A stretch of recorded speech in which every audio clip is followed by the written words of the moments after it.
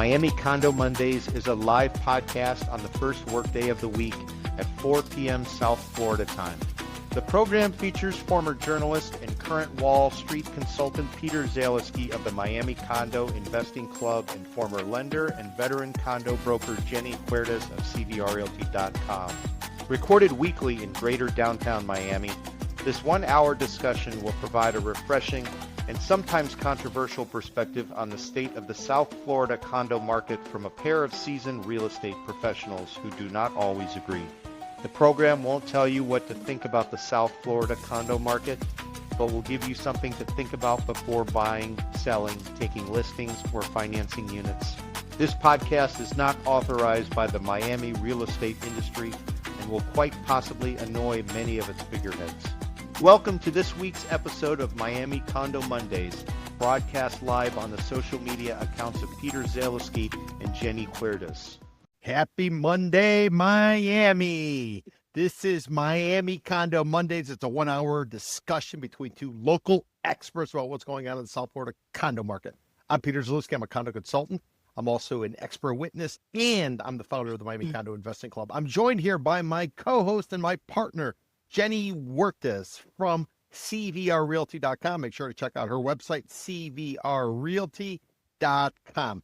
What are we going to be talking about today? We're going to be talking about the vintage condo market. Now you say vintage. What the hell is vintage? Is it a wine or something? No. It is a term that we created basically to apply to old condo buildings that are at least 30 years old. Why would anybody care about old condo buildings that are at least 30 years old? Well, these are the towers that are under heightened scrutiny right now because of legislation passed after the Surfside condo collapse where nearly 100 people died. A $1 billion settlement was paid out to the families of the victims. As a result of that, the insurance companies, I would argue, got in the legislature. The legislature has made a number of changes. All of the changes have now come through to fruition. And the last step of the legislation is to start requiring condo associations not only to do inspections. One inspection is called the Structural Integrity Reserve Study. The other inspection is called a milestone inspection. And a milestone comes at year 30 when a building celebrates its 30-year anniversary. A Structural Integrity Reserve Study is done every 10 years. But what has to happen now is when these licensed architects and engineers study the building, they also turn over their analysis over to finance people who tell the condo associations what's exactly the cost to repair everything that's been cited or identified. But going into 2026, Jenny, in just about 2 weeks from now, what's going to happen? Condo associations are now going to have to start collecting reserves to go ahead and start to stash away the cash and do the work that's necessary and or obtain a loan from a bank, but increasingly a private lender, i.e. hard money lender, in order to finance all this work that's being done. And it's part of a grand vision to try to make sure that these buildings are safe. And why should you care about vintage condos? Because they tend to be much more user-friendly. Bigger units, better locations, and a lot more amenities, assuming they're safe and you as a buyer don't have to pay for these special assessments, which can be, from our guesstimates, if you're under 4 stories, you're looking at $25,000. If you were 5 to 14 stories, you're looking at $65,000. And when you're north of 15 stories, 100 grand, 100 G's is what you might be on the hook for. One guy I interviewed for one of my podcasts, he actually got hit with a $175,000 special assessment. So we're talking vintage condos today. We're also going to talk about where's the value, where are the pitfalls, and whether or not they make sense. And surprisingly, they're making a lot more sense. Jenny, that's a long way of saying, are you ready to talk about vintage condos? Yeah, Peter, happy Monday, and let's do it. Yeah, I got rolling, and I just wanted to cover it all because when you get to the condos and the vintage and the inspections, it can just get complicated. Some of you out there, you might be looking to DIY it, do it yourself. I'm going to go in there. I'm going to buy a condo. I'm going to do this and that.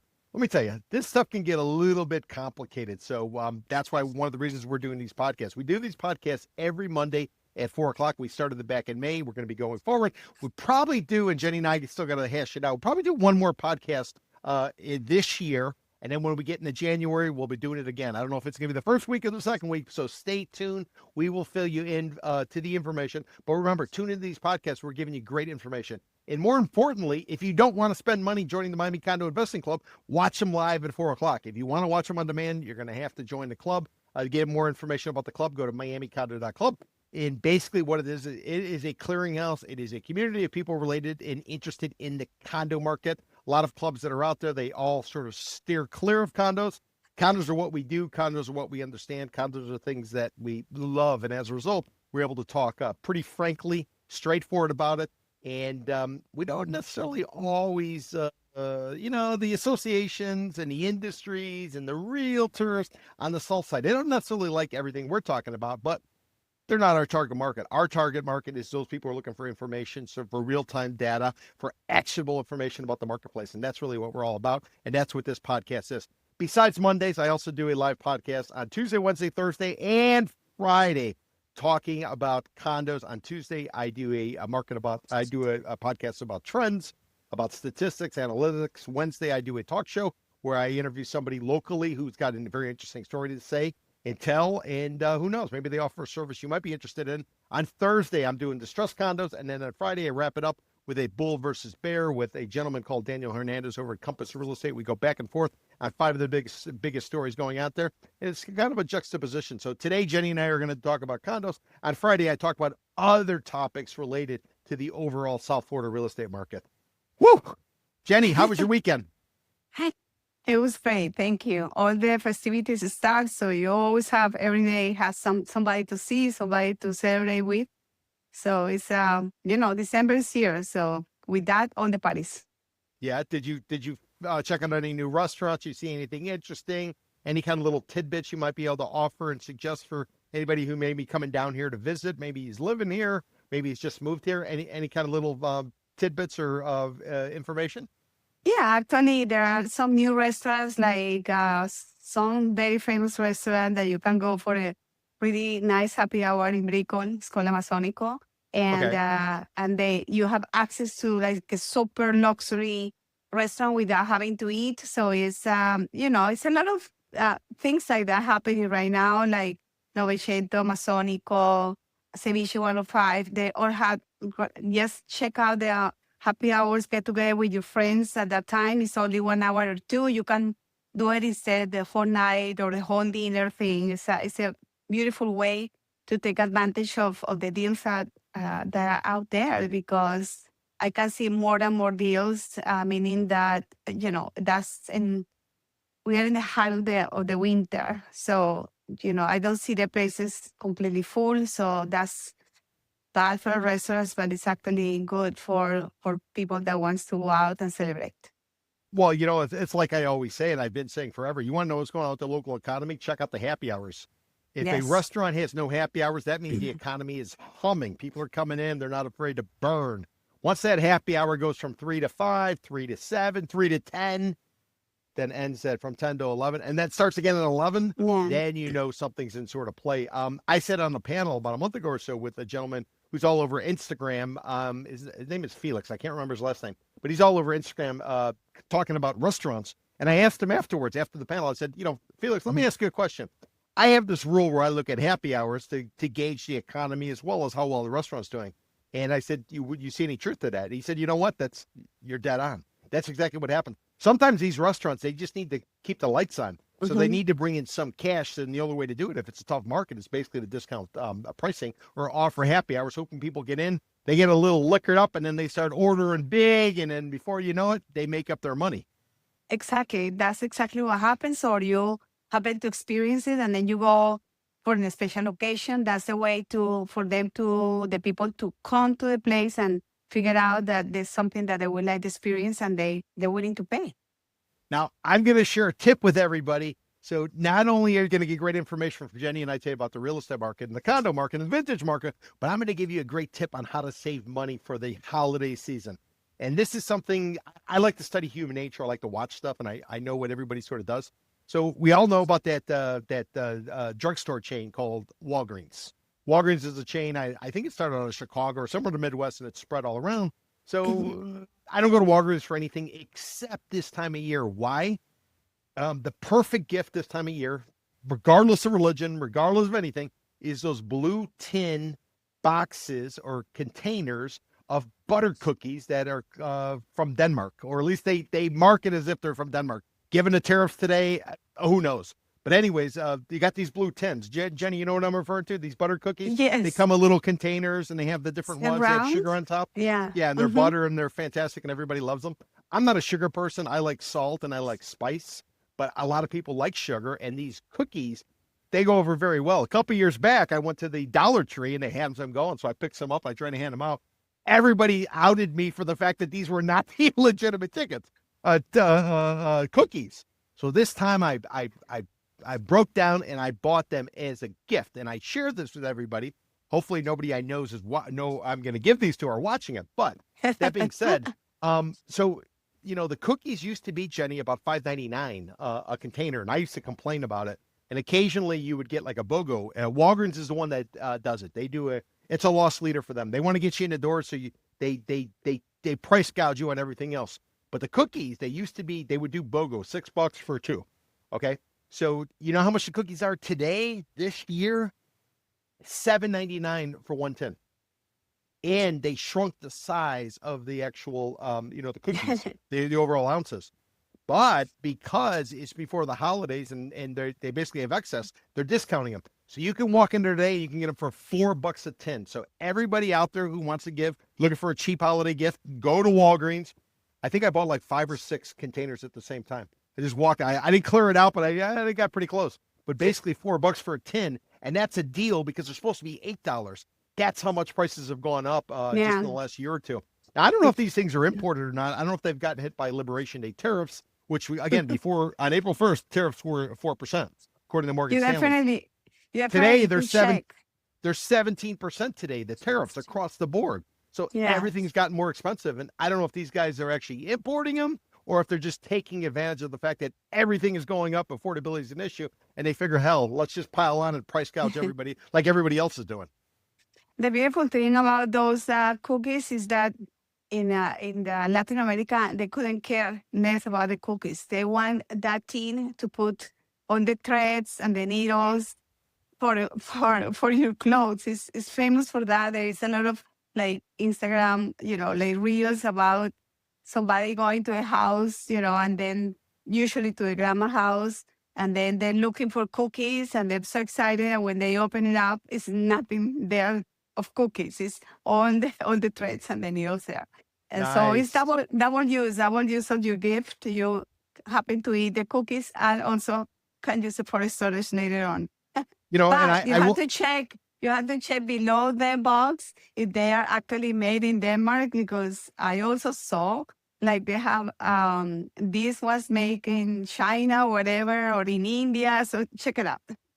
Yeah, I got the legitimate ones. I checked it, but I didn't see if they were imported or not. I will say to anybody, if you end up going to Walgreens, maybe because of this and other people realizing it, and you run out of them, I got them for $4 a tin. I'll sell you one for $5.50. I got to put a little spread on it, but it's still cheaper than $8, which is what you would pay retail price. I'm not going to say it's black market, but I got enough, and if there's enough demand, I'll go out and I'll get more of them. So $1.50 spread isn't much. What is that? 30% spread or something? It's not necessarily a big deal.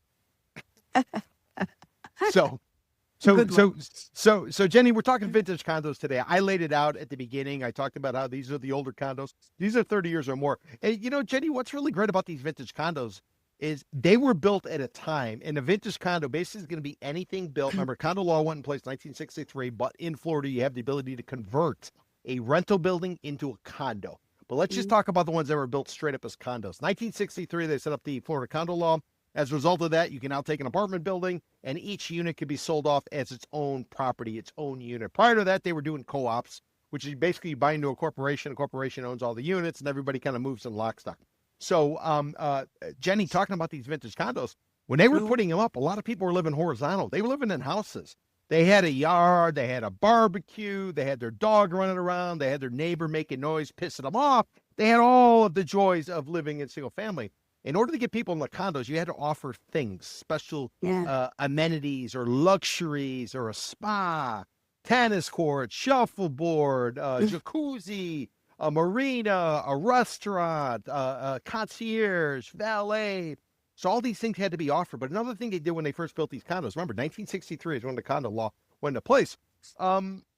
They gave you more space. These were big units. Today, a one bed, Jenny, is going for about 700 square feet. A 2-bed's going to be about 1,000 square feet. Why? Because land costs, as well as cost of construction, in order to keep the price that's doable, they've had to shrink the units. Just like any of you go to the grocery store, you pick up that same bag of chips or coffee or anything, it looks the same, but once you open up, you're like, where the hell is the inside? It's gone.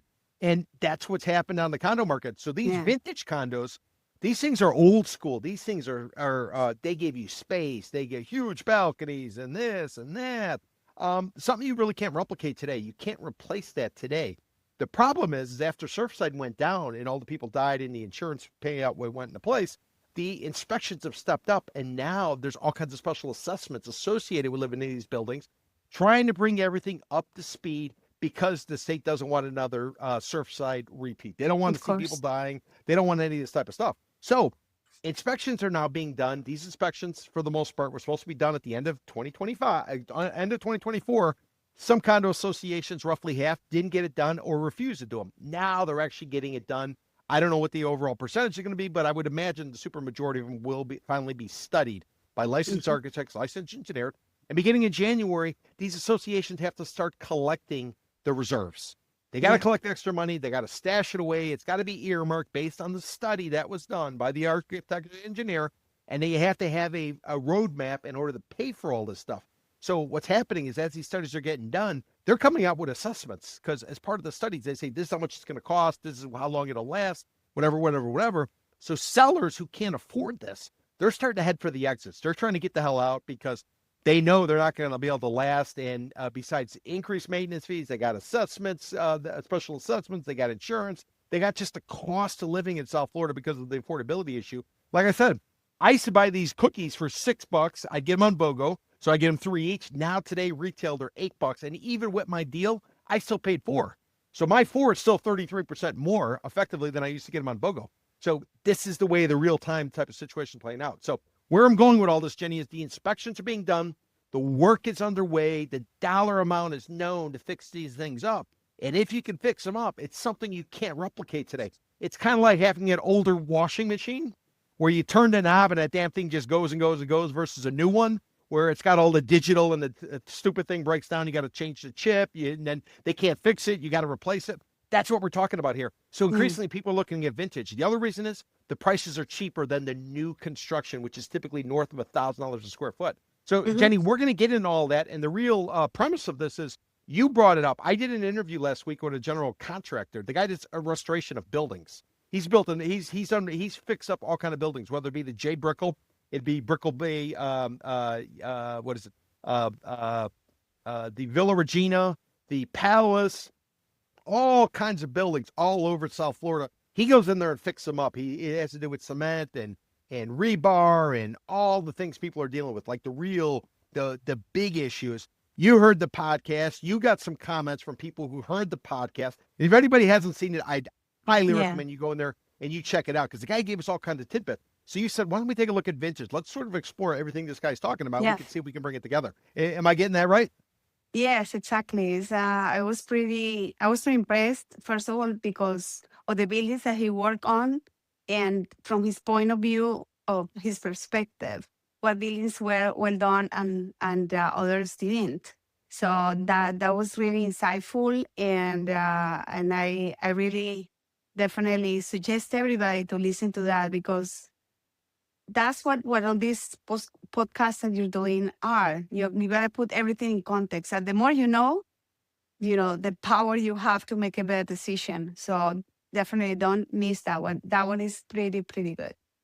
Yeah, and I'm actually going to share my screen just for kicks so everybody can get a sense of it. Guy's name is Juan Ivanov.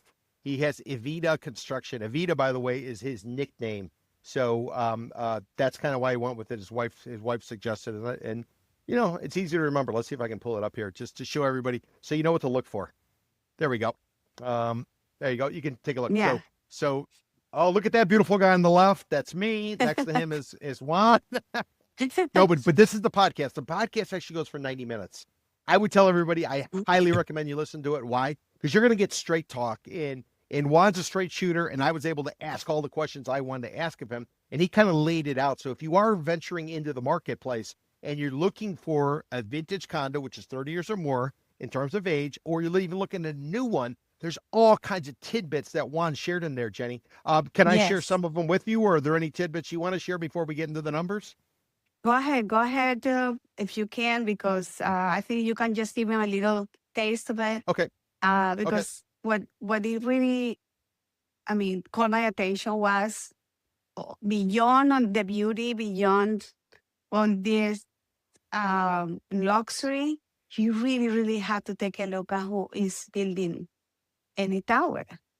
And because they're doing a job that is going to last, or it's going to last only for a few years, and then you are going to have the one to pay. Not the developer, not the contractor, you. So that's why I was so, I couldn't stop listening to it. Like it's one thing after the other. So like when you find a good book and you kind of put it down, that was the kind of episode that I really enjoy, and I actually learned a lot. Even though I am more exposed to this information, I did learn a lot from that one. Well, an interesting point he worked on is, according to his telling of it, the Jade Brickell, which is the first building, my recollection, to go up in and around the Brickell area of Greater Downtown Miami to break $500 a square foot pre-construction. That doesn't seem like anything today. Back then when it did it, it was like, wow, it's a big number. This is like a number you got on Miami Beach. You didn't necessarily get that in downtown Miami, and maybe Brickell, but the rest of downtown Miami was pretty much a shithole. But $500 a foot is what they were getting, so it was substantial. And what Juan was saying is when he was brought in like year 3, why? They had all kinds of problems with the tension-based beams and cables. Some of them weren't actually connected. They're supposed to be connected on 2 sides. Some of them were connected on 1 side. So what had happened is that, the condo association took over. They experienced a lot of the stuff. They found stuff. They did inspections. They identified stuff. And then his group was brought in to do some stuff. But then he also pointed out other buildings like Villa Regina or the Palace. These are older buildings. He says these associations have been collecting cash basically since the beginning, going back to the 80s or 70s. And they've been doing stuff nonstop, where he says if you're doing it regularly, your building's gonna be in much better shape. But if you're kind of binging, let's do it now and then let's pull back. Those are the ones that, it could go sideways in a pretty dramatic way. So I threw out to Juan, again, general contractor, he's been doing it close to 30 years, and he fixes stuff. He does restoration. He works on new, but he also does the restoration, which is very busy right now because of everything going on with the inspections. And I asked him, I said, Juan, I'm asking everybody this because I haven't seen a number, but this is my ballpark. If you go into some of these buildings that are at least 30 years old, if it's up to 4 stories, is it fair to say 25 grand special assessment's a good rule of thumb? Is $65,000 a rule of thumb for 5 to 14 stories? And is 100 grand on 15 stories or more? And he said, yeah. He said, I'm probably right there in the middle. Jenny, something else he said interesting is when you look at the special assessment, he says based on the work that's done, look at the contract price. He says basically to do $1 to $2 million of work, just ballparking and stuff comes up. He says that's going to take a year.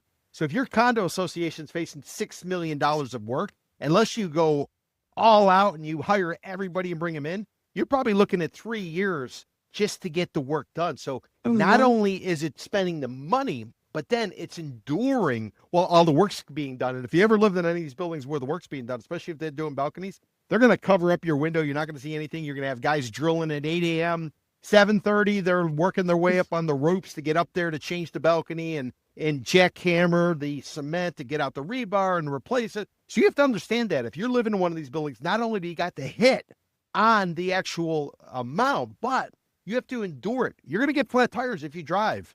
Why? Because nails end up everywhere. There's dust everywhere. Some reason pigeons love to come around construction sites. I can't explain why. They do.